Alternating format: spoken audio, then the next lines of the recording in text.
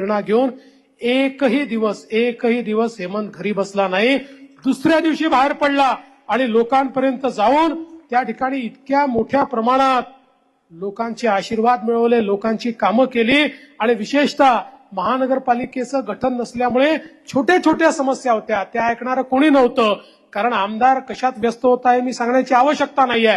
ती सगळी भूमिका या ठिकाणी हेमंतने भरून काढली आणि म्हणून मी आपल्याला हे सांगण्याकरता आलोय की आज आपल्या राज्यामध्ये जे सरकार आहे गेल्या 2.5 वर्षामध्ये पहिली 5 वर्ष बघा आणि आताची 2.5 वर्ष बघा 7.5 वर्षामध्ये या सरकारने इतक्या वेगानं काम केलं आहे. आपलं सरकार हे गती आणि प्रगतीचं सरकार आहे. मध्ये 2.5 वर्षाचं स्थगितीचं सरकार होतं. आता गती आणि प्रगती ही आपल्याला पाहिजे आहे की स्थगिती आपल्याला पाहिजे आहे हा विचार करून या निवडणुकीमध्ये आपल्याला सामोरं जायचं आहे.